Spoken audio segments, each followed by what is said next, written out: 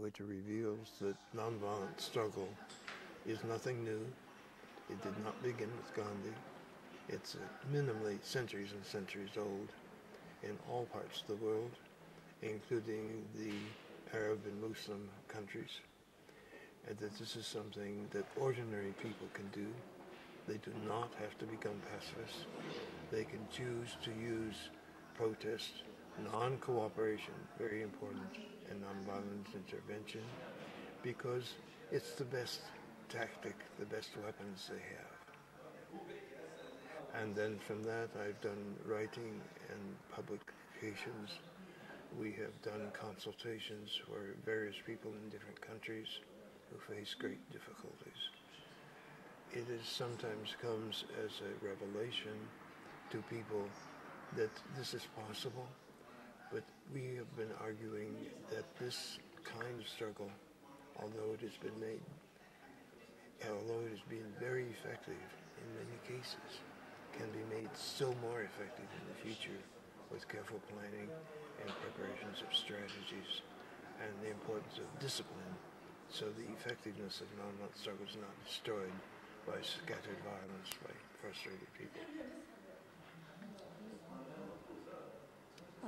Okay, so with your experience in nonviolence and your participation in many international conferences, how do you evaluate this conference so far? Well, I don't have that much experience in international conferences, but a lot of this conference has been very positive, and it shows, particularly the first day in the speeches, it shows that the growth of understanding and sophistication about this kind of struggle among Palestinians has grown tremendously, and at a quite advanced level. There's a long way to go. It is quite a great advance over what it was in the 80s, for example. Okay. And my last question to you is, to what extent do you think that nonviolence can help the Palestinians to achieve their goals in attaining stability and independence? I think this is the best chance you've got. What else can you count on? The Palestinian violence, however brave people are, is counterproductive. It helps you to lose. It reduces the number of people who can participate in resistance. It alienates many Palestinians who will not take part. It solidifies Israeli opinion behind the hardliners and the most extremists, and loses you a great deal of international sympathy and support. So therefore, in the name of effectiveness, Palestinians need, if they're going to practice this, if they're not going to just do nothing, if they're not going to surrender, this is the only option they have. But they have to learn how to do it intelligently and act wisely. Can you tell us about your personal experience with nonviolence? Well, this is an issue I've been involved with for more than 40 years, beginning with the U.S. Civil Rights Movement, and I've always had a great interest in it as an effective way of accomplishing political goals. Your experience in nonviolence and your participation in international conferences, how do you evaluate this conference so far? Well, I think it's been very successful. I think it's been very successful in many ways. Firstly, I'm impressed by the number of Palestinians that have participated and the diversity of factions that have participated, and I think that's incredibly important. I think we've also had an opportunity to have the top experts in the world in nonviolence here to talk among themselves, to talk with the Palestinian participants, and on that basis I think it's been very successful.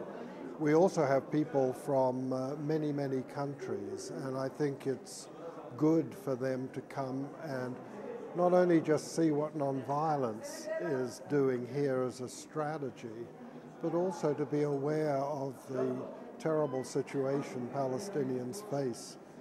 It's very different to read it in the newspaper somewhere and actually see what it means to look at the wall and see the checkpoints and see the suffering of the Palestinian people.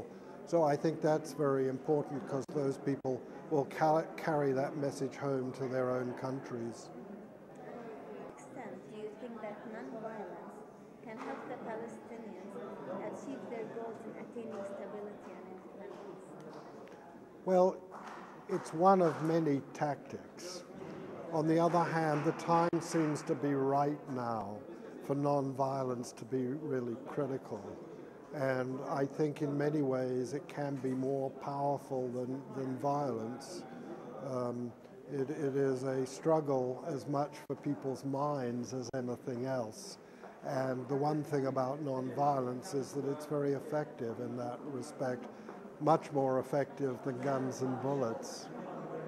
يعني اسمي شاخوان محمد من كردستان العراق، ولسوء الحظ أنا صار لي تقريبا 18 سنة مهجور من بلدي بسبب سياسات العنصرية والعنفية من قبل نظام الدكتاتوري السابق صدام حسين، فأعيش بعيدا عن البلد والأهل والأصدقاء بفنلندا.